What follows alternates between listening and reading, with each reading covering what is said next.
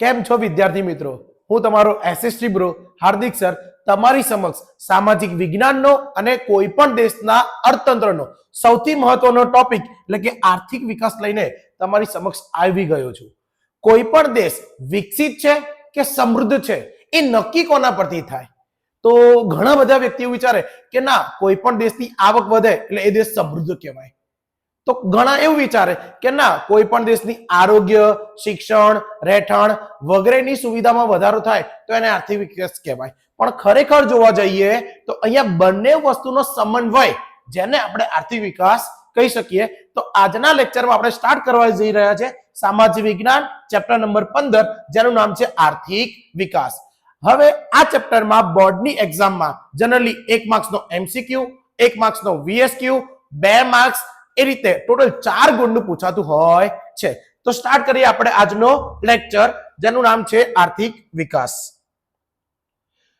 તો ચેપ્ટરની શરૂઆતમાં પહેલો મુદ્દો છે આર્થિક વિકાસ. તો જેમ હમણાં આપણે કીધું એ પ્રમાણે કે કોઈ પણ દેશની આવકમાં વધારો થાય છે, કોઈ પણ દેશની રાષ્ટ્રીય આવક.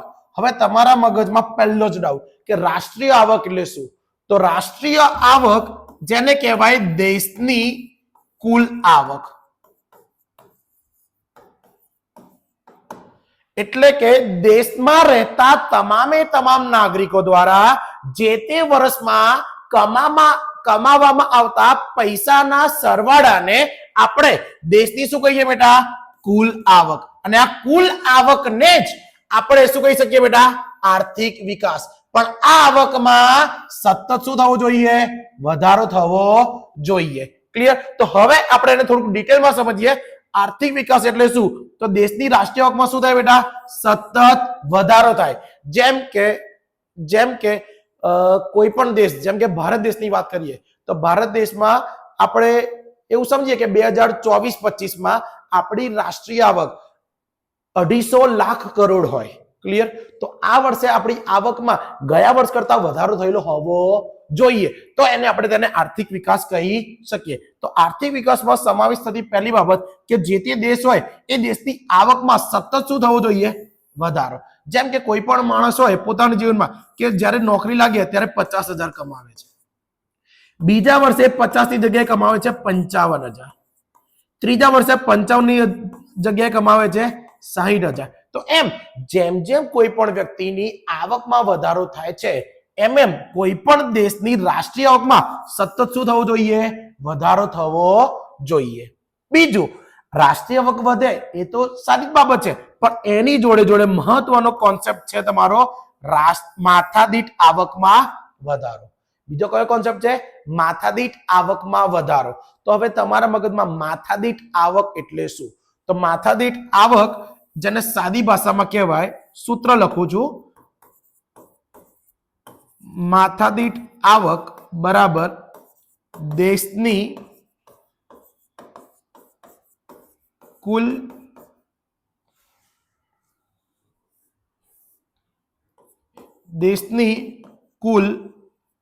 આવક ભાગ્યા દેશની કુલ વસ્તી.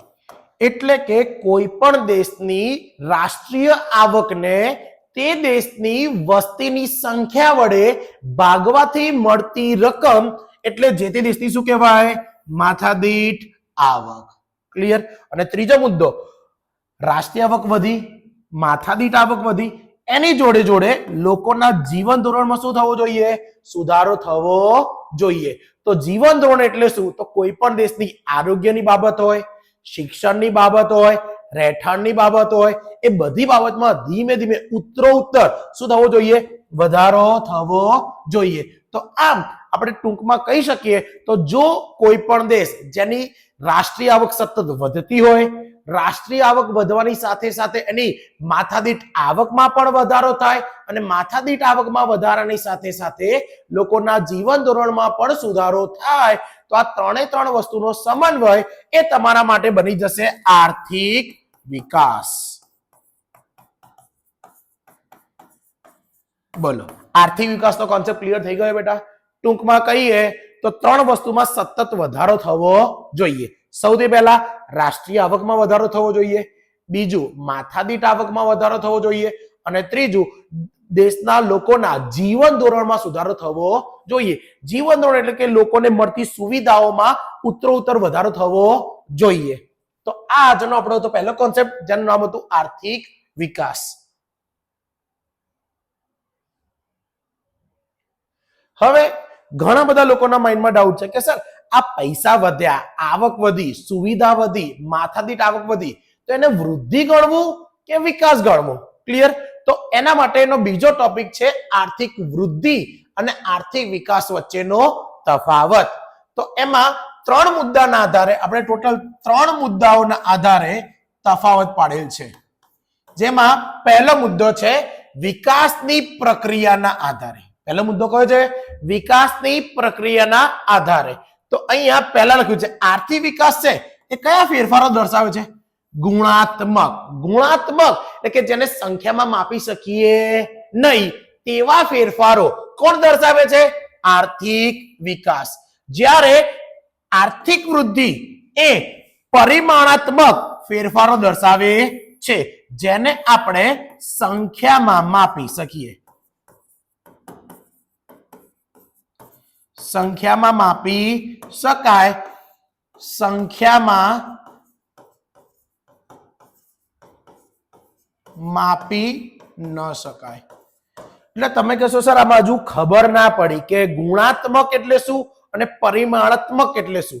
તો સમજો, જ્યારે કોઈ પણ દેશ છે એમાં શાળા અને કોલેજોની સંખ્યામાં વધારો થાય તો એને કહેવાય આર્થિક વૃદ્ધિ. શું કહેવાય? આર્થિક વૃદ્ધિ. કારણ કે અહીંયા શાળા અને કોલેજોની સંખ્યામાં વધારો થયો છે, અને આ સંખ્યા જે વધારો થયો એને આપણે સંખ્યામાં દર્શાવી શકીએ, તેથી તેને આપણે કહીશું આર્થિક વૃદ્ધિ. પણ આ સુવિધામાં વધારો થવાથી જે દેશના નાગરિકો છે એ નાગરિકોના શિક્ષણની ગુણવત્તામાં વધારો થયો. તે શિક્ષણની ગુણવત્તામાં જે વધારો થયો એને આપણે કહીશું આર્થિક વિકાસ. બોલો, પહેલો મુદ્દો ખબર પડી? પહેલો મુદ્દો ફરીથી, આર્થિક વિકાસ, ગુણાત્મક, આર્થિક વૃદ્ધિ, પરિમાણાત્મક. બીજો મુદ્દો એમાં જ, આર્થિક વિકાસ એ કઈ અવસ્થા છે બેટા? પ્રથમ. જ્યારે આર્થિક વૃદ્ધિ છે એ આર્થિક વિકાસ પછીની અવસ્થા છે. તો કોઈ પણ દેશ સૌથી પહેલા આર્થિક વિકાસ કરે, અને આર્થિક વિકાસ થયા પછી જ એ દેશની શું થાય બેટા? આર્થિક વૃદ્ધિ. તો તેથી કીધું છે કે આર્થિક વિકાસ છે એ કઈ અવસ્થા થઈ ગઈ? પ્રથમ અવસ્થા. જ્યારે આર્થિક વૃદ્ધિ છે એ આર્થિક વિકાસ પછીની એટલે કે દ્વિતીય નંબરની અવસ્થા છે.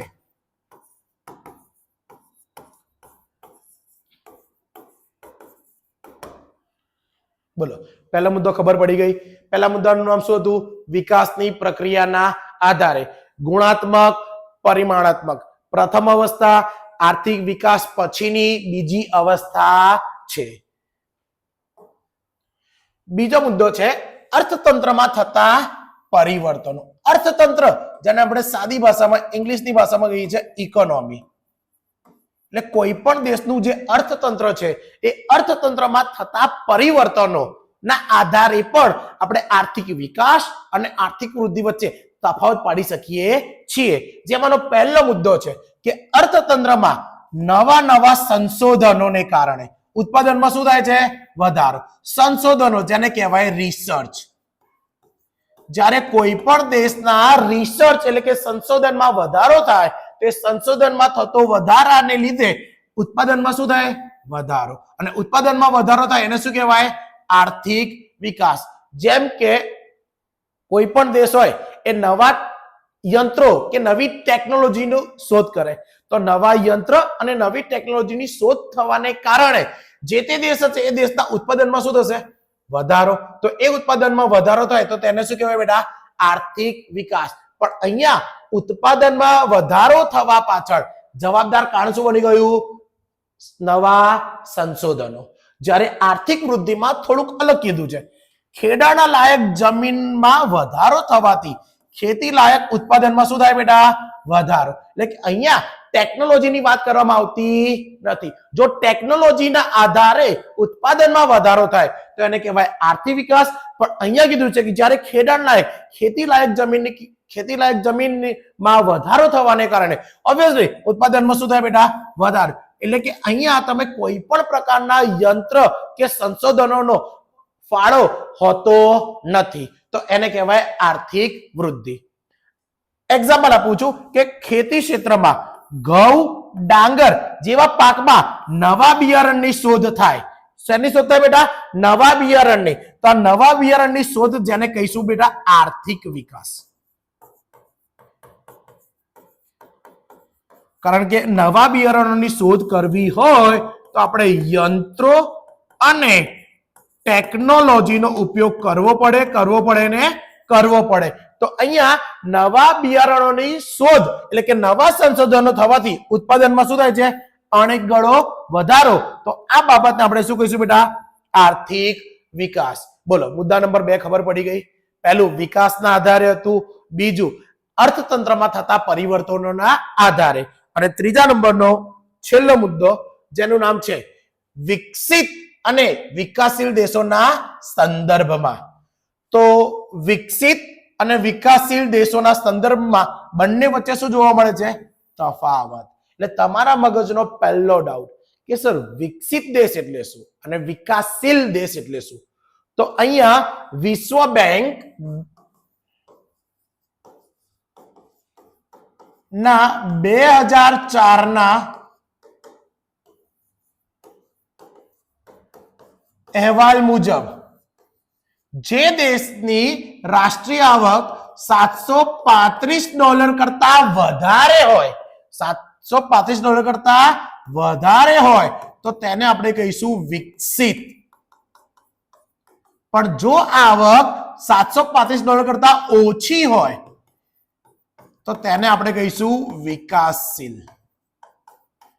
બોલો, ખબર પડી ગઈ પહેલા કે વિકસિત કોને કહેવાય અને વિકાસશીલ કોને કહેવાય? જો તમારા દેશની રાષ્ટ્રીય આવક $735 કરતા વધારે તો તમારો દેશ વિકસિત દેશ, જો $735 કરતા ઓછી તો તમારો દેશ થઈ ગયો વિકાસશીલ દેશ. વિકસિત દેશોની રાષ્ટ્રીય આવકમાં શું થાય છે બેટા? વધારો થાય. તો તેને શું કહેવાય? આર્થિક વૃદ્ધિ. હમણાં મેં પહેલા મુદ્દામાં કીધું હતું, તમને જો યાદ હોય તો, કે આર્થિક વિકાસ એ પ્રથમ અવસ્થા છે, જ્યારે આર્થિક વૃદ્ધિ એ આર્થિક વિકાસ પછીની અવસ્થા છે. તો કોઈ પણ દેશ હોય એ દેશ જે વિકસિત દેશ છે એ વિકસિત દેશમાં જ્યારે આવકમાં વધારો થાય, આવકમાં શું થાય બેટા? વધારો. તો એ આવકમાં વધારાને આપણે શું કહીશું બેટા? આર્થિક વૃદ્ધિ. જેમ કે ઉદાહરણ તરીકે અમેરિકા, રશિયા, જાપાન વગેરે જેવા દેશો બધા વિકસિત દેશો છે. બધા દેશો કયા છે બેટા? વિકસિત દેશો. અને આ દેશોની આવકમાં વર્ષો વર્ષ 2024-25 કરતા 25-26 માં વધારો થાય તો તેને આપણે કહીશું આર્થિક વૃદ્ધિ. શું કહીશું બેટા? આર્થિક વૃદ્ધિ. પણ એ કયા દેશોના સંદર્ભમાં? વિકસિત દેશોના સંદર્ભમાં. જ્યારે વિકાસશીલ દેશોની રાષ્ટ્રીય આવક વધે તો એને આપણે કહીશું આર્થિક વિકાસ. કારણ કે કોઈ પણ દેશ હોય એને સૌથી પહેલા શું સાધવું પડે? આર્થિક વિકાસ. અને આર્થિક વિકાસ સંધાઈ જાય એના પછી જ તમે આર્થિક વૃદ્ધિ કરી શકો. તો સાંભળજો, હું ધ્યાનથી બોલું છું. જો વિકસિત દેશ હોય એમાં રાષ્ટ્રીય આવક વધે તો એને આપણે કહીશું આર્થિક વૃદ્ધિ. જ્યારે વિકાસશીલ દેશોમાં રાષ્ટ્રીય આવકમાં વધારો થાય તો તેને કહેવાય આર્થિક વિકાસ. જેમ કે ઉદાહરણ તરીકે ભારત દેશ, શ્રીલંકા, બ્રાઝિલ વગેરે જેવા વિકાસશીલ દેશોની આવકમાં શું થાય છે? સતત વધારો. તો આ વધારાને આપણે શું કહીશું બેટા? આર્થિક વિકાસ. બોલો, ખબર પડી ગઈ? આ તમારા 3 મુદ્દા હતા અને આ 3 મુદ્દાના આધારે તમારો આર્થિક વૃદ્ધિ અને આર્થિક વિકાસ બંને વચ્ચેનો તફાવત એકદમ ક્લિયર થઈ ગયો હશે. ટૂંકમાં અહીંયા આપણે જોઈ લઈએ. સૌથી પહેલા ગુણાત્મક, પરિમાણાત્મક. પ્રથમ અવસ્થા આર્થિક વિકાસ પછીની દ્વિતીય અવસ્થા છે. નવા સંશોધનોને કારણે ઉત્પાદનમાં વધારો થાય છે. જ્યારે ખેડાણ લાયક જમીનમાં વધારો થવાથી ઉત્પાદનમાં વધારો થાય તો તેને આપણે કહીશું આર્થિક વૃદ્ધિ. અને છેલ્લો મુદ્દો, કોઈ પણ વિકસિત દેશ છે એ વિકસિત દેશની રાષ્ટ્રીય આવકમાં વધારો થાય તો એને કહેવાય આર્થિક વૃદ્ધિ. જ્યારે વિકાસશીલ દેશ છે એની આવકમાં વધારો થાય તો એને કહેવાય આર્થિક વિકાસ. તમે આ 4 મુદ્દા યાદ રાખો એટલે તમારો આર્થિક વૃદ્ધિ અને આર્થિક વિકાસ વચ્ચેનો તફાવત એકદમ ક્લિયર થઈ જાય. અને બોર્ડની એક્ઝામમાં તમને પૂછે તો આમાં તમારા 2 માંથી 2 કાં તો 3 માંથી 3 પાકા થઈ જાય. હવે જે હમણાં મેં આગળની સ્લાઇડમાં કીધું એ પ્રમાણે વિકાસશીલ અર્થતંત્રનો અર્થ, તો કોઈ પણ દેશ છે એ વિકસિત અર્થતંત્ર છે કે વિકાસશીલ અર્થતંત્ર છે, એને કોના આધારે અલગ પાડવામાં આવે છે? તો કે માથાદીઠ આવકના પ્રમાણે. કોના પ્રમાણે? માથાદીઠ આવકના પ્રમાણે. અને હમણાં જ મેં તમને કીધું હતું માથાદીઠ આવક એટલે દેશની કુલ આવક ભાગ્યા દેશની કુલ વસ્તી, જેને આપણે કહીશું માથાદીઠ આવક. તો આમ કોઈ પણ દેશ વિકસિત છે કે વિકાસશીલ છે એ કોના આધારે નક્કી કરવામાં આવે છે? માથાદીઠ આવકના આધારે. અહીંયા લખ્યું છે વિશ્વ બેંક 2004 ના વિશ્વ વિકાસના અહેવાલ મુજબ જે દેશની માથાદીઠ આવક $735 કરતા કેવી હોય? ઓછી હોય, તો તેવા તમામે તમામ દેશોને આપણે વિકાસશીલ દેશ એટલે કે વિકાસશીલ અર્થતંત્ર તરીકે ઓળખવામાં આવે છે. તો સિમ્પલી અહીંયા ટૂંકમાં લખું છું, જો માથાદીઠ આવક $735 કરતા વધારે તો તમારો દેશ કહેવાય વિકસિત અર્થતંત્ર. પણ જો તમારી માથાદીઠ આવક $735 કરતા ઓછી હોય તો તેને કહેવાય વિકાસશીલ અર્થતંત્ર. ક્લિયર? હવે દરેકે દરેક જે અર્થતંત્ર હોય એ પછી વિકસિત હોય કે વિકાસશીલ હોય, બંનેના લક્ષણો અલગ અલગ હોય. જેમ કે સાદી ભાષામાં ટૂંકમાં કેવું કે વિકસિત દેશ હોય તો તેમાં શિક્ષણનું પ્રમાણ સારું હોય. હવે શિક્ષણનું પ્રમાણ સારું હોય તો બેરોજગારીનું પ્રમાણ કેવું જોવા મળે? ઓછું. જ્યારે વિકાસશીલ અર્થતંત્રમાં શિક્ષણનું પ્રમાણ ઓછું હોવાથી, એમને માળખાગત સુવિધાઓ ઓછી હોવાથી ત્યાં શિક્ષણનું પ્રમાણ વધુ હોતું નથી, અને જેના પરિણામ સ્વરૂપે તમને બેરોજગારીનું પ્રમાણ વધુ જોવા મળે છે. તો આવી રીતે દરેકે દરેક અર્થતંત્રના અલગ અલગ પ્રકારના લક્ષણો છે, જેમાં આપણા સિલેબસમાં તમને કીધું છે કે વિકાસશીલ અર્થતંત્રના લક્ષણો શું છે. તો આ ક્વેશ્ચન તમારી જૂન 2024 માં એટલે કે રિપીટરની એક્ઝામમાં આ ક્વેશ્ચન પૂછાયો હતો, જેમાં તમને કોઈ પણ 4 મુદ્દા લખવાના કીધા હતા. ક્લિયર? તો હું તમને 4 નહીં, હું તમને ટોટલ 9 સમજાઈશ. 9 માંથી તમારે તમને યાદ રહે એટલા વધારે યાદ રાખવાના, કારણ કે એસએસ એક એવો સબ્જેક્ટ છે કે જ્યાં તમે જો 4 કે 5 મુદ્દા યાદ રાખશો અને બાકીના 2 કે 3 મુદ્દામાંથી તમારા જો એમસીક્યુ વીએસક્યુ ખાલી જગ્યા આવી તો તમને 24 માંથી કદાચ 23 માર્કે ઉભા રહેવું પડે. પણ આપણો ટાર્ગેટ બધાનો શું છે? 80 માંથી 80. તો આપણે દરેકે દરેક મુદ્દાને ધ્યાનથી પ્રોપરલી સમજીશું અને તમે ટેક્સ્ટ બુક લઈને બેસજો, જ્યાં જ્યાં હું કહું ત્યાં ત્યાં તમે અંડરલાઈન કરતા રહેજો, તો તમારા એક પણ માર્ક્સ કપાશે નહીં. તો હવે સ્ટાર્ટ કરીએ આપણે સ્ટાર્ટ કરીએ વિકાસશીલ અર્થતંત્રના લક્ષણો. એ લક્ષણોમાં પહેલું લક્ષણ છે નીચી માથાદીઠ આવક. હવે નીચી માથાદીઠ આવક એટલે સાદી ભાષામાં કહું તો દેશની કુલ આવક વધવાનો દર કેવો હોય? ઓછો. એની સામે વસ્તી વધવાનો દર વધુ હોય. હવે સાહેબ આ તો તમે બહુ કોમ્પ્લિકેટેડ શબ્દ લખ્યા, ખબર ના પડી, તો કહું છું કોઈ પણ દેશ હોય એની રાષ્ટ્રીય આવકમાં 1% નો વધારો થતો હોય. રાષ્ટ્રીય આવકમાં કેટલાનો વધારો થતો હોય? 1%. પણ એની સામે વસ્તીમાં 2% અથવા તો 3% નો વધારો થતો હોય. તો અહીંયા જો રાષ્ટ્રીય આવક ઓછી વધે છે, જ્યારે વસ્તી કેવી વધે છે? વધારે. તો આ વસ્તુને પરિણામે કોઈ પણ દેશ હોય એ દેશની આવક માથાદીઠ આવક કેવી રહેવાની બેટા? નીચી. તો અહીંયા પહેલું લક્ષણ છે નીચી માથાદીઠ આવક. જોઈએ આપણે વિકાસશીલ દેશોની રાષ્ટ્રીય આવક કેવી જોવા મળે છે બેટા? નીચી. તમને બધાને ખબર છે કે ઇન્ડિયા અને એની કમ્પેરિઝન આપણે રશિયા કે અમેરિકા જોડે કરીએ તો અમેરિકાની આવક કેવી છે? વધારે.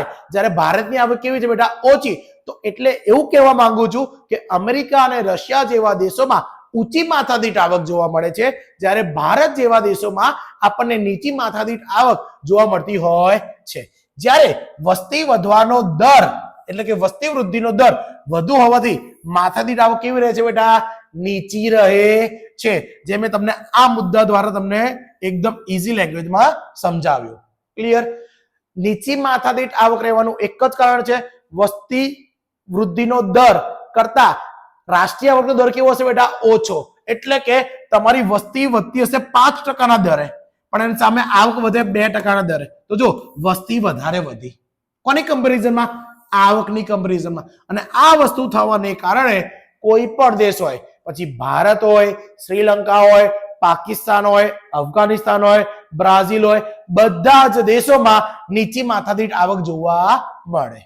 પહેલું લક્ષણ આપણું પતી ગયું. પહેલા લક્ષણનું નામ શું હતું બેટા? નીચી માથાદીઠ આવક. બીજું લક્ષણ વસ્તી વૃદ્ધિ. વસ્તી વૃદ્ધિ એટલે વસ્તી વધવાનો દર. વસ્તી વૃદ્ધિ એટલે શું કહેવાય બેટા? વસ્તી વધવાનો દર. અને દર છે એ હંમેશા ટકાના આધારે શોધવામાં આવતો હોય છે. તો જોઈએ છે વિકાસશીલ રાષ્ટ્રોમાં વસ્તી વધારો કેવો જોવા મળે છે બેટા? વધારે. હવે જો તમને કમ્પેરિઝન કરું છું, અમેરિકા છે તો ત્યાં વસ્તી વધવાનો દર કેવો છે? ઓછો. કારણ કે ત્યાં માળખાગત સુવિધા બહુ સારી છે. હા કે ના? પણ જ્યારે ભારત જેવો દેશ છે તેમાં વસ્તી વધવાનો દર કેવો છે બેટા? વધારે. કારણ કે આપણા દેશમાં પૂરતા પ્રમાણમાં માળખાગત સુવિધા ઉપલબ્ધ નથી. તો કોઈ પણ વિકાસશીલ દેશ હોય એમાં વસ્તી વધારાનો દર કેવો જોવા મળે છે બેટા? વધુ. આવા દેશોમાં વસ્તી વૃદ્ધિનો દર કેટલા ટકા જોવા મળે છે? 2% અથવા તેના કરતા પણ વધુ જોવા મળે છે. તો અહીંયા આપણે બે લક્ષણ મળ્યા. પહેલું નીચી માથાદીઠ આવક અને બીજું ભણ્યા વસ્તી વૃદ્ધિનો દર. બોલો, બંને કોન્સેપ્ટ ક્લિયર થઈ ગઈ? આ તમારા બે મુદ્દા પતી ગયા. હવે આપણે જઈએ ત્રીજા મુદ્દા પર. ત્રીજા મુદ્દાનું નામ છે કૃષિ ક્ષેત્ર પર અવલંબન. અવલંબન એટલે શું? તો આપણો દેશ કેવો છે બેટા? ખેતી પ્રધાન દેશ છે. ખેતી પ્રધાન દેશ જેને કહેવાય મોટા ભાગના લોકો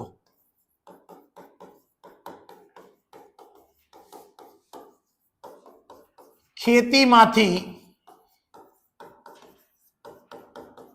રોજગારી મેળવતા હોય છે. અને બીજી વસ્તુ, ખેતીમાંથી લોકો નોકરી મેળવે છે, પણ ખેતી કોના પર આધારિત છે? વરસાદ. વરસાદ કેવો છે? અનિયમિત.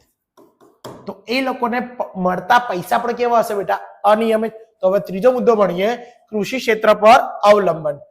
વિકાસશીલ રાષ્ટ્રો ખેતી મુખ્ય આર્થિક પ્રવૃત્તિ હોય છે. આ તમારા 2024માં 1 માર્ક્સનો પ્રશ્ન પૂછાયો હતો કે વિકાસશીલ દેશોની મુખ્ય પ્રવૃત્તિ કઈ હોય છે? તો વિકાસશીલ દેશોની મુખ્ય પ્રવૃત્તિ કઈ હોય છે બેટા? ખેતી હોય છે. આગળ, આ દેશોમાં 60% કરતા વધારે લોકો પણ રોજગારી મેળવવા કોના પર આધાર રાખતા હોય છે? ખેતી પર. તો જો સાદી ભાષામાં સમજાવું કે કોઈ દેશ હોય, એ દેશમાં 5 લાખ લોકો રહે છે. કેટલા લોકો રહે છે? 5 લાખ. તો 5 લાખના 60%, 5 6 30, એટલે કે 3 લાખ લોકો શેમાંથી રોજગારી મેળવે છે? ખેતીમાંથી રોજગારી મેળવતા હોય છે. જે કોઈ પણ દેશ માટે સારી બાબત કહી ન શકાય. એનું કારણ છે એક જ, ખેતી કોના પર આધારિત છે? વરસાદ. અને વરસાદ કેવો છે બેટા? અનિયમિત. તો આ લોકોને અમુક ચોક્કસ સમયગાળા દરમિયાન રોજગારી મળવાની છે, ત્યારે બાકીના ચોક્કસ સમયગાળા દરમિયાન રોજગારી મળવાની નથી. રાષ્ટ્રીય આવકમાં ખેતીનો ફાળો કેટલા ટકા છે બેટા? 25%ની આસપાસ હોય છે. હમણાં જ મેં કીધું રાષ્ટ્રીય આવક. રાષ્ટ્રીય આવકનો મીનિંગ મેં હમણાં બોલ્યો તો ફરીથી રિપીટ કરું છું. કોઈ પણ દેશ છે એ દેશમાં વસતા તમામે તમામ નાગરિકો દ્વારા કમાવામાં આવતા પૈસાના સરવાળાને આપણે કહીશું રાષ્ટ્રીય આવક. તો એ રાષ્ટ્રીય આવકમાં ખેતીનો ફાળો કેટલા ટકા છે બેટા? 25%, એટલે સાદી ભાષામાં કહું તો આપણા દેશની જે કુલ આવક હશે એ કુલ આવકમાંથી 1/4 ભાગ કયા ક્ષેત્રમાંથી આવતો હશે બેટા? ખેતી ક્ષેત્રમાંથી. બોલો, ખબર પડી ગઈ? હા કે ના? ચોથો મુદ્દો બેરોજગારી. એ તો અત્યારનો હોટ ટોપિક થઈ ગયો છે. કોઈ પણ જગ્યાએ જાઓ, કોઈ પણ દેશમાં જાઓ, આ ટોપિક જોવા મળે. બેરોજગારી. બેરોજગારી એટલે શું?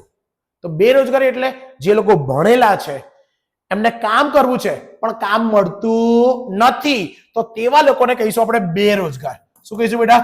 બેરોજગાર. અને અમુક તો તમારા અને મારા જેવા હોય કે અમને વ્હાઇટ કોલર જોબ મળે તો તમે નોકરી કરીએ, એવી ભ્રમણા કરીને એ લોકો નોકરી મેળવતા નથી, તો એ લોકોનો સમાવેશ પણ બેરોજગારમાં કરવામાં આવતો હોય છે. પણ જો વ્યક્તિને કામ કરવાની ઈચ્છા હોય અને કામ મળી જાય તો એને કહેવાય રોજગાર. એને શું કહેવાય? રોજગાર. તમારે રોજગારી મળતી હોય, પૈસા મળતા હોય, પણ તમારે કામ ના કરવું હોય તો પાછા તમે શેમાં આવી ગયા બેટા? બેરોજગારમાં. એટલે રોજગાર અને બેરોજગારમાં વચ્ચે તફાવત છે.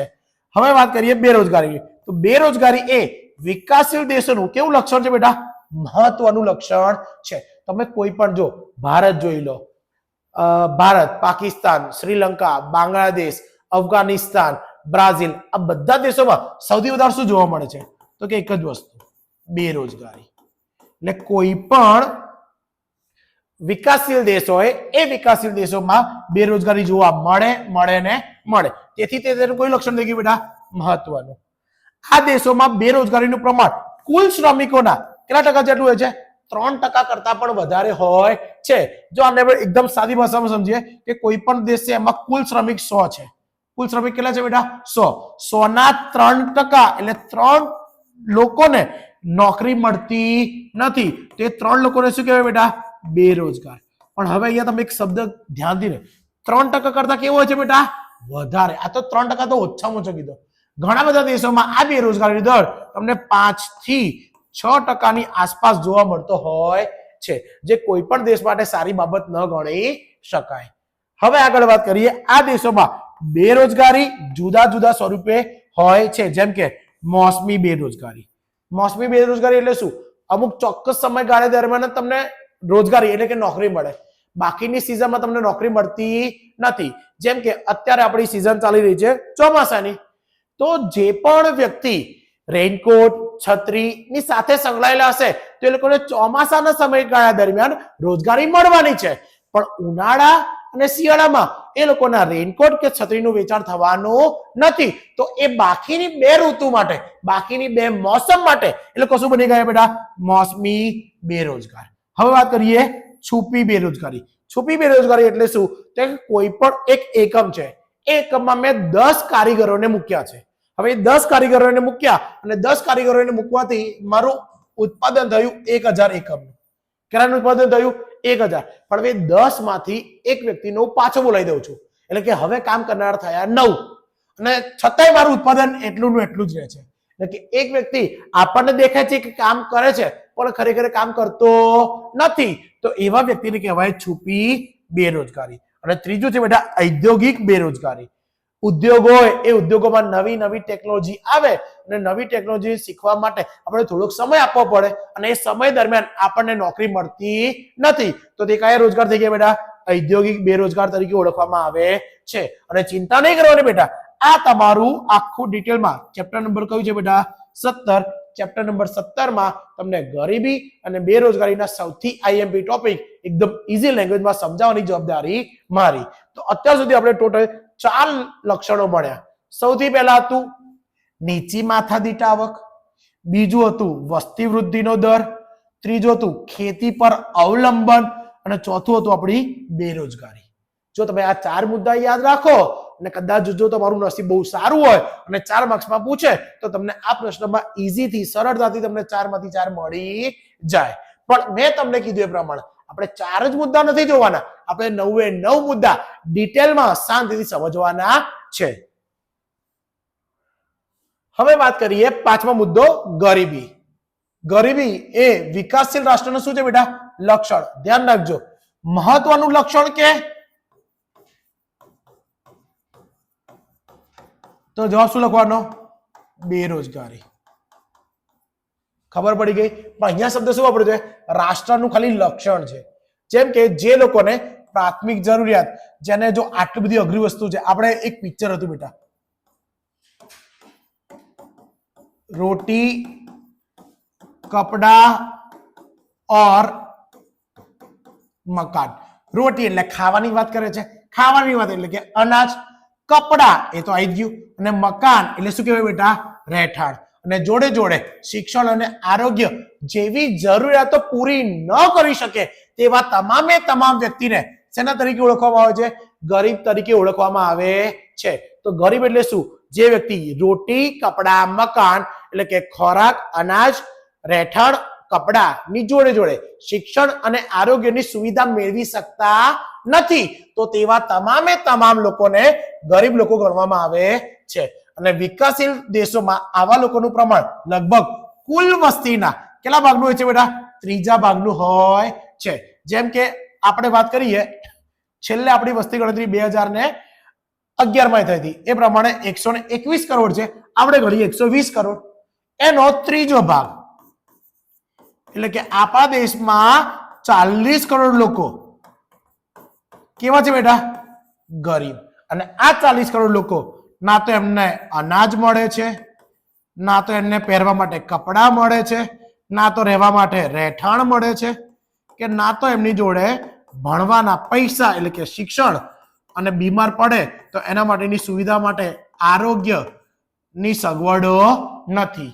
તો સાદી ભાષામાં જે વ્યક્તિ અનાજ કપડા રહેઠાણ શિક્ષણ અને આરોગ્યની સુવિધાઓ મેળવી ન શકતે, તો એવા તમામે તમામ વ્યક્તિને ગરીબ કહેવાય. અને વિકાસશીલ દેશોમાં આવું પ્રમાણ કેટલું જોવા મળે છે? કુલ વસ્તી છે એ કુલ વસ્તીના ત્રીજા ભાગનું જોવા મળતું હોય છે. આગળ દ્વિમુખી શાસન. દ્વિમુખી, દ્વિ એટલે બે, મુખ વાળું શાસન. કયા મુખ વાળું શાસન બેટા? બે મુખ વાળું શાસન. આપણે ત્યાં તમે જોયું હોય તો કોઈ પણ રાજ્ય હોય એ રાજ્યની અંદર અલગ અલગ શહેરો આવેલા હોય, અને એમાં આપણે બે ભાગ પડીએ છીએ. એક ગ્રામીણ વિસ્તાર. કયો વિસ્તાર બેટા? ગ્રામીણ. અને બીજો કયો વિસ્તાર બેટા? શહેરી વિસ્તાર. હવે તમે જ મને કહો, ગ્રામીણ વિસ્તાર અને શહેરી વિસ્તાર આ બંનેમાંથી વિકસિત વધારે કોણ કહેવાય? તો તમે કહેશો સાહેબ શહેરી વિસ્તાર. કયો વિસ્તાર બેટા? શહેરી વિસ્તાર. હા કે ના? કયો વિસ્તાર કહેવાય? શહેરી વિસ્તાર. હા કે ના? તો અહીંયા ધ્યાન રાખજો, ગ્રામીણ વિસ્તાર હોય એ લોકોની આવક કેવી હોય? ઓછી. આવક કેવી હોય બેટા? ઓછી. જ્યારે શહેરી વિસ્તાર હોય એમની આવક કેવી હોય બેટા? વધારે.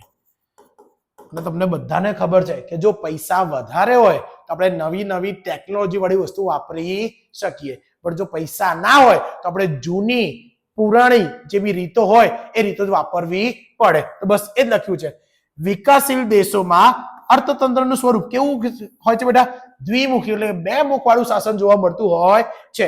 એક બાજુ ગ્રામ વિસ્તાર. ગ્રામ વિસ્તાર એટલે કહેવાય ગ્રામીણ વિસ્તાર. અને આ ગ્રામીણ વિસ્તારમાં ખેતી માટેની પદ્ધતિ કેવી હોય છે બેટા? પછાત. એટલે કે લોકો જોડે પૂરતા પ્રમાણમાં પૈસા હોતા નથી. જૂની અને પુરાણી યંત્ર સામગ્રી, જેને આપણે ઇંગ્લિશમાં કહીએ old technology. Old technology plus old machine. રૂઢિચુસ્ત સામાજિક માળખું. રૂઢિચુસ્ત સામાજિક માળખું. રૂઢિચુસ્ત આપણા વડીલો છે કે એ પ્રમાણે આપણે કામ કરવું પડે, અને ઓછું ઉત્પાદન જોવા મળે છે. તો અહીંયા ઓછું ઉત્પાદન થવા માટે જવાબદાર વસ્તુ બે જ છે. એક તો ખેતીની પદ્ધતિ કેવી છે બેટા? પછાત. આધુનિક ખેતી પદ્ધતિ વાપરી શકતા નથી, અને જોડે જોડે પૈસાના અભાવ હોવાને કારણે, ઓછી આવક હોવાને કારણે લોકોને જૂની અને પુરાણી યંત્ર અને સામગ્રી વાપરવી પડે છે. તો અહીંયા જો તમે બધી જૂની જૂની વસ્તુ વાપરતા હતા, અને જૂની વસ્તુ વાપરવાના લીધે ઉત્પાદનમાં શું થતું હતું બેટા? ઓછો થતો હતો. ઉત્પાદન ઓછું થતું હતું. પણ હવે વાત કરીએ બીજી બાજુ. બીજી બાજુ એટલે શહેરી ક્ષેત્ર. શહેરી ક્ષેત્રમાં આધુનિક ઉદ્યોગો જોવા મળે, નવીન ઉત્પાદન પદ્ધતિ જોવા મળે, આધુનિક યંત્રો જોવા મળે, અને જોડે જોડે વૈભવી જીવનલક્ષી જોવા મળે છે. તો એ અહીંયા જો એક જ રાજ્ય છે, પણ એ રાજ્યમાં એક વિસ્તારમાં કઈક અલગ પરિસ્થિતિ છે, બીજા વિસ્તારમાં કંઈક અલગ પરિસ્થિતિ છે, જેને કહેવાય દ્વિમુખી અર્થતંત્ર. સાદી ભાષામાં સમજાવું કે આપણે જ્યાં રહીએ છીએ ત્યાં આજુબાજુના વિસ્તારમાં આઈફોનની દુકાન હોય જ બેટા, નવા મશીન, ઇલેક્ટ્રોનિક મશીન ખરીદો તો એની બધી દુકાન હોય, પણ ગ્રામ્ય વિસ્તારમાં એવું હોય તો કે ના હોય. ક્લિયર? તો બસ આને જ કહેવાય દ્વિમુખી શાસન પદ્ધતિ, એટલે કે દ્વિમુખી અર્થતંત્ર તરીકે ઓળખવામાં આવે છે. એક જ રાજ્યમાં ગ્રામ્ય વિસ્તારમાં કંઈક અલગ પરિસ્થિતિ જોવા મળે અને શહેરી વિસ્તારમાં કંઈક અલગ પરિસ્થિતિ જોવા મળે તો એને કહેવાય દ્વિમુખી અર્થતંત્ર. ટોટલ આપણે 6 મુદ્દા ભણ્યા. પહેલું શું હતું? નીતિ માથાદીઠ આવક. બીજું શું હતું? વસ્તી વૃદ્ધિનો દર. ત્રીજું શું હતું? બેરોજગારી. ચોથું શું હતું? ખેતી પર અવલંબન. પાંચમું શું હતું? ગરીબી. અને છઠ્ઠું શું હતું બેટા? દ્વિમુખી અર્થતંત્ર. હવે વાત કરીએ 7મા નંબરનો મુદ્દો, આવકની અસમાન વહેંચણી. આવકની અસમાન વહેંચણી. આના માટે કદાચ તમે જો પિક્ચર જોયું હોય શિવાજી ધ બોસ, गरीब और गरीब बनते हैं, अमीर और अमीर बनता जा रहा है. એનો મીનિંગ એવું કહે છે કે જે ધનિક લોકો છે એ ધનિક લોકો જોડે પૈસા કેવા છે? વધારે. જ્યારે ગરીબ લોકો છે એમની જોડે પૈસા કેવા જોવા મળે છે બેટા? ઓછા. તો આને જ કહેવાય આવકની અસમાનતા. આને શું કહેવાય બેટા? આવકની અસમાનતા. વિકાસશીલ રાષ્ટ્રોમાં આવક અને ઉત્પાદનના સાધનોની કેવી વહેંચણી જોવા મળે છે બેટા? અસમાન. એટલે કે પૈસા અને ઉત્પાદનના સાધનો વધારે કોની પાસે છે બેટા? ધનિક લોકો પાસે. જ્યારે ગરીબ લોકો પાસે ઉત્પાદનના સાધનો અને પૈસા કેવા છે બેટા? ઓછા. જેમ કે મુકેશ અંબાણી છે બેટા, તેમની જોડે પૈસા કેવા છે? ભયંકર. ઉત્પાદનના સાધનો કેવા છે? વધારે. તો એ લોકો ઉત્પાદનના સાધનોનો ઉપયોગ કરીને વધારે પૈસા કમાઈ શકે છે. જ્યારે આપણા જેવા જે સામાન્ય લોકો છે એમની જોડે ઉત્પાદનના સાધનો પૂરતા પ્રમાણમાં હોતા નથી, અને પૂરતા પ્રમાણમાં ના હોય તો આપણી આવક કેવી થઈ ગઈ બેટા? ઓછી. તો અહીંયા આવક અને ઉત્પાદનના સાધનો આ બંનેની વહેંચણીમાં શું જોવા મળે છે? અસમાનતા જોવા મળે છે. આ અસમાનતા ગ્રામીણ અને શહેરી વિસ્તાર એમ બંને વિસ્તારો જોવા મળે છે. દેશના ટોચના 20% ધનિક લોકો પાસે રાષ્ટ્રીય આવકનો કેટલો હિસ્સો ધરાવે છે બેટા? 40%. જ્યારે તળિયાના 20% લોકો રાષ્ટ્રીય આવકમાં ખાલી 10% હિસ્સો ધરાવે છે. એટલે કે આપણા દેશના જે ટોપ 20% જે લોકો હોય એ 20% લોકોની રાષ્ટ્રીય આવક એટલે કુલ આવકમાં ફાળો કેટલા ટકા છે બેટા? 40%. જ્યારે જે તળિયાના જે છેલ્લે આવતા 10% લોકો છે, 20% લોકો છે, એ 20% લોકોની આવક માત્ર ને માત્ર કેટલી છે બેટા?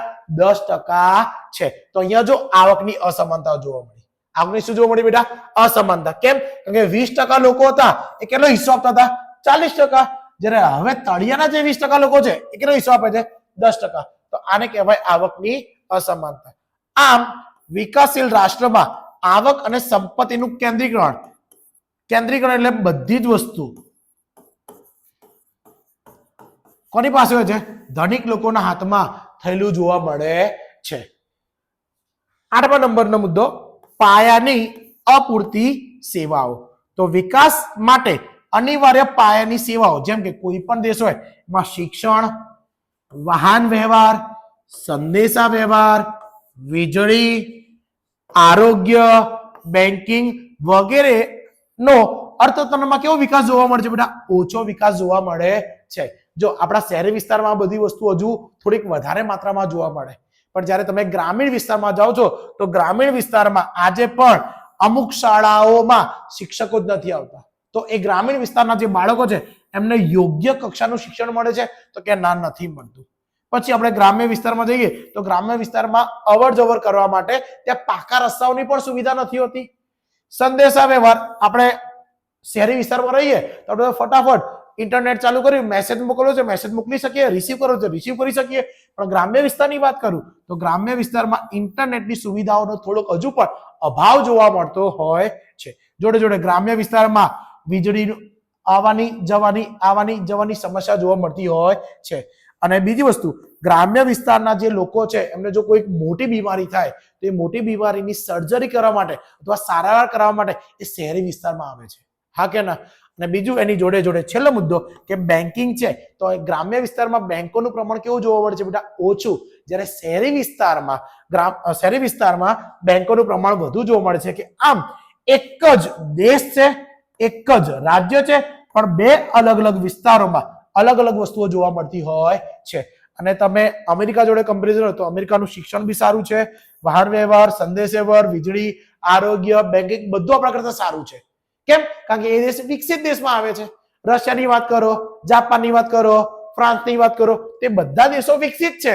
વિકસિત એટલે એ લોકોમાં શિક્ષણનું પ્રમાણ સારું જોવા મળે, વાહન વ્યવહાર, સંદેશા વ્યવહારની સુવિધા સારી જોવા મળે, વીજળીની સુવિધા સારી જોવા મળે, આરોગ્ય અને બેન્કિંગ પણ સારું જોવા મળે છે. હા કે ના? ક્લિયર? જે દેશના વિકાસ માટે શું બને છે બેટા? અવરોધક. આપણા દેશમાં બધી વસ્તુની શું છે બેટા? ઓછો વિકાસ થયો છે. કેવો વિકાસ થયો છે બેટા? ઓછો. અને ઓછો વિકાસ થયો છે તો આપણો વિકાસ પણ કેવો થવાનો બેટા? ધીમો ધીમો. હા કે ના? ક્લિયર? તો આ તમારો તો મુદ્દા નંબર 8. અને છેલ્લો મુદ્દો આંતરરાષ્ટ્રીય વેપારનું સ્વરૂપ. કયું સ્વરૂપ બેટા? આંતરરાષ્ટ્રીય વેપારનું સ્વરૂપ. તો જોઈએ વિકાસશીલ દેશોમાં વિદેશ વેપારનું સ્વરૂપ અને માળખું કેવું જોવા મળે છે બેટા? અલગ અલગ. વિદેશ વેપાર જેને સાદી ભાષામાં કહીએ